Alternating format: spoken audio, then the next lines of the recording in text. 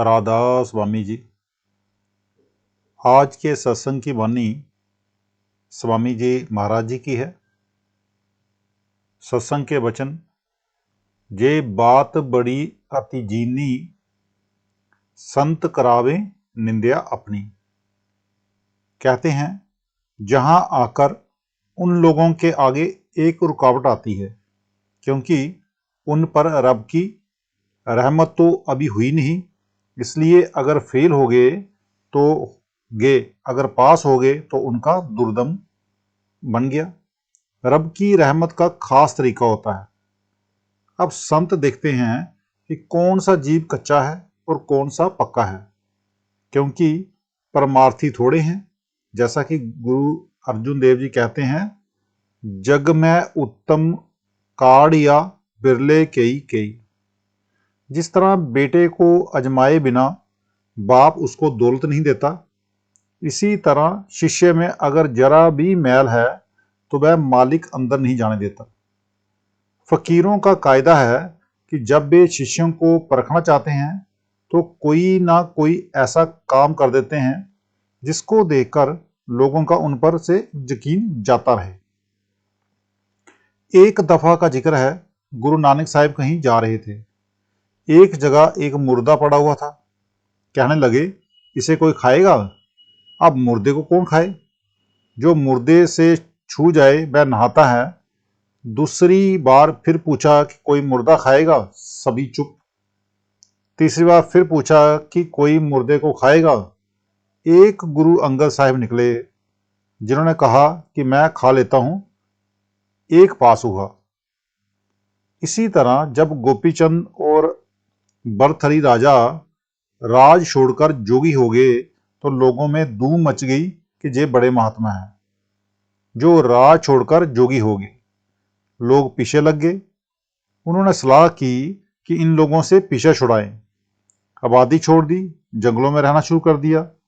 अब महात्मा को रोटी की जरूरत तो पड़ती ही है और रोटी के लिए वे कुछ ना कुछ उपाय भी करते हैं। सो वे कुमार के घर जा ठहरे, उसका कामकाज कर देते और उसके बदले रोटी खा लेते। रात को खूब भजन सिमरन करते। कायदा है कि गरीब के मेहमान को कोई नहीं पूछता। कुछ दिन इस तरह अमन चैन से गुजर गए, मगर जहां इत्र की पिटारी होती है उसे कितना भी बंद करके रखो, कभी न कभी ढक्कन खुला रह जाने से खुशबू बाहर निकल ही जाती है। पहले पड़ोसियों को पता लगा कि इस कुमार के घर दो महात्मा रहते हैं, फिर गली वालों को पता लगा, फिर मोहल्ला वालों को। होते होते सारे शहर में खबर फैल गई। जब राजा के महलों में खबर पहुंची कि इस शहर में एक कुम्हार के घर में दो महात्मा रहते हैं, तो राजा ने कहा कि चलो चलकर देखें।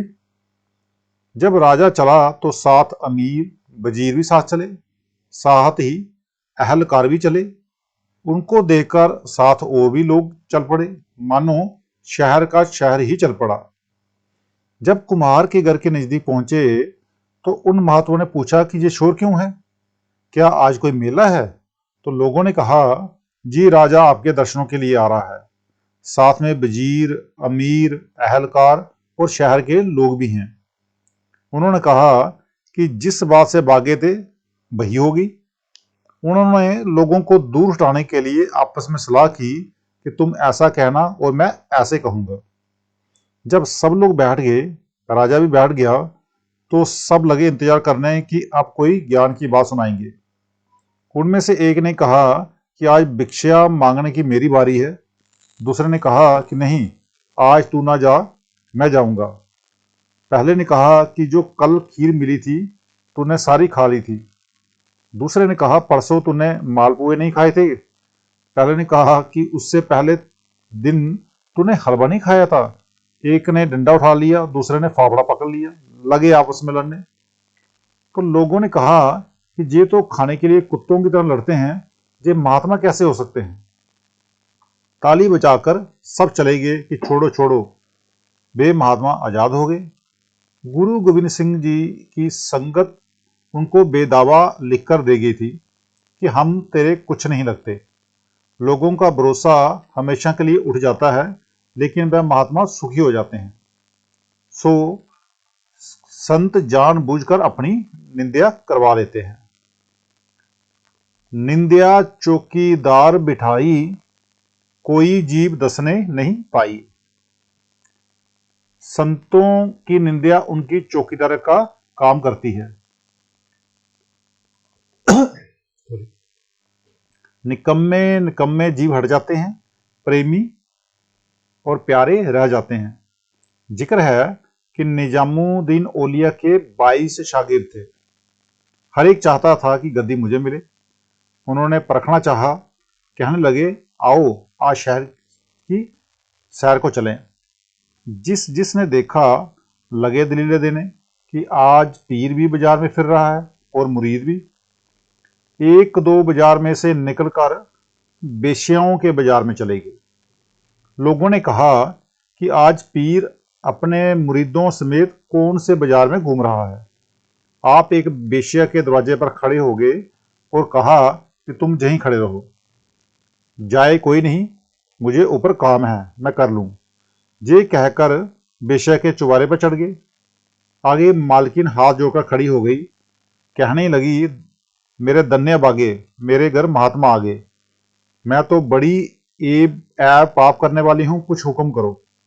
आपने कहा हमें रात गुजारनी है, हमें कोई अलग कमरा दे दो और आप किसी और कमरे में आराम कर लो। और अपने नौकर से कहो कि एक थाली में 1 कटोरा दाल का, 2-4 रोटी और 1 बोतल शरबत की डक्कर ले आए। उसने कहा, जी सत्य वचन। नौकर को भेजा कि जा और जे चीजें डक्कर ले आ। वह उसी तरह डक्कर ले आया। मुरीदों ने कहा कि पीर की पीरी खो गई, अब शराब कबाब उड़ेगा। हाथ पर हाथ मारकर पहले एक खिसका, फिर दूसरा, फिर तीसरा। इस तरह 21 लोग खिसक गए, वापस चले गए। सिर्फ एक बाकी रह गया। वह दाल रोटी किसने खानी थी और शरबत किसे पीना था? आपको तो अपने मुरीदों की परख मंजूर थी। जब सुबह हुई, नीचे उतरे, देखा कि एक शिष्य अमीर खुसरो ही खड़ा है। आपने पूछा, बाकी कहाँ गए? उसने कहा, जी फलाना फलाने वक्त चला गया तो फलाना फलाने वक्त गया। आपने कहा, तो तू क्यों नहीं गया? कहता है, हजरत मेरी आपके सिवाय और कोई जगह ही नहीं, मैं कहाँ जाता। हंसकर गले लगा लिया और गद्दी दे दी। सो फकीर देखते हैं कि आजमाइश करते हैं कि कौन सा काबिल है और कौन सा नहीं। क्या गुरु अमरदास जी ने नहीं आजमाया? जब कहा कि चबूतरे बनाओ, लोगों ने चबूतरे बनाए।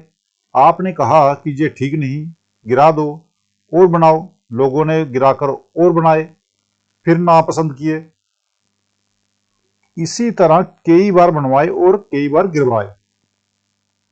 आखिर सब छोड़कर हट गए। एक रामदास जी रह गए तो लोगों ने कहा कि गुरु साहब पागल हैं, उनकी मति मारी गई है। क्या साथ में तेरी भी मति मारी गई है?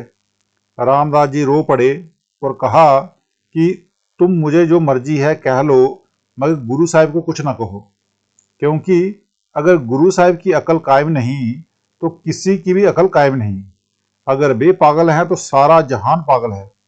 जिस ख्याल को लेकर गुरु रामदास जी ने 70 बार चबूतरे बनाए और गिराए, अगर दूसरे लोग भी ऐसे ही विचार को लेकर बैठ जाएं तो सारा जहान कुंदन हो जाए। फिर कहते हैं आगे, बिरला जीव होए अनुरागी, निंद्या से वह छिन छिन बागी। कहते हैं दुनिया में कोई कोई बिरला प्रेमी निकलता है जो निंदिया सुनकर भी दिल में नहीं लाता, नहीं तो बड़े बड़े भाई गुरदास जैसे मारे गए, जिन्होंने गुरु अर्जुन देव जी ग्रंथ साहिब की रचना की है।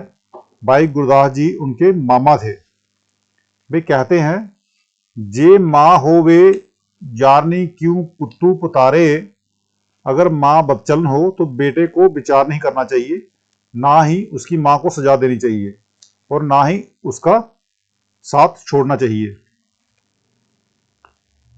अगर गाय हीरा खा जाए तो उसका पेट नहीं फाड़ना चाहिए। अगर पति पराई स्त्रियों के पास जाता है तो पत्नी को व्यभिचार नहीं करना चाहिए, बल्कि अपना अस्तित्व रखना चाहिए।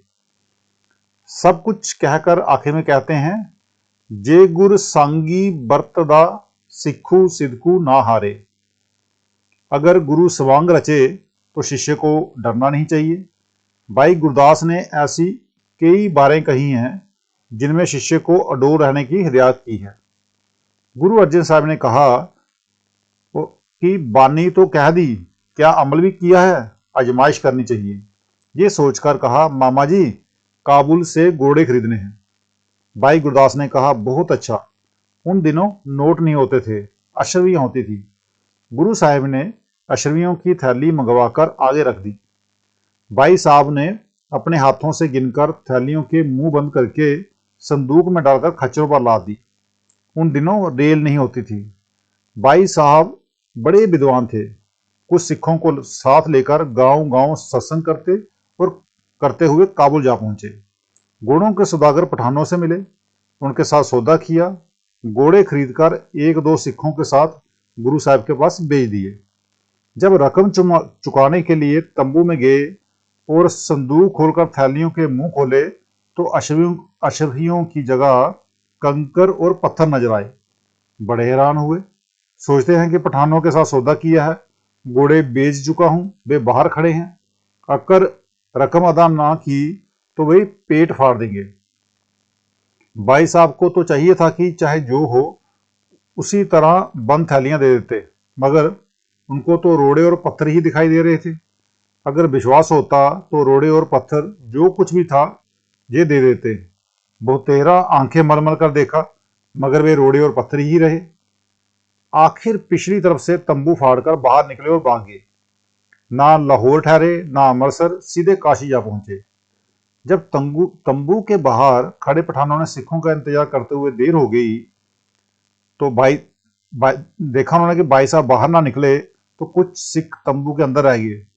देखा कि संदूक खुला है, थैलियों के मुंह भी खुले हैं और अशर्फियां पड़ी हुई हैं, मगर भाई साहब गायब हैं और तंबू भी एक तरफ से फटा हुआ है। उन्होंने पठानों को अशर्फियां देकर हिसाब चुकता दिया और गुरु साहब के पास वापस आकर सारी बात सुना दी। अब महात्मा को चोरियां तो नहीं करनी, सो भाई गुरदास जी ने काशी में जाकर सत्संग करना शुरू कर दिया। जब लोगों ने सत्संग सुना तो कहने लगे कि ये बड़े महात्मा हैं। होते होते काशी का राजा भी सत्संग में आने लगा और थोड़े अरसे में ही भाई साहब का श्रद्धालु बन गया।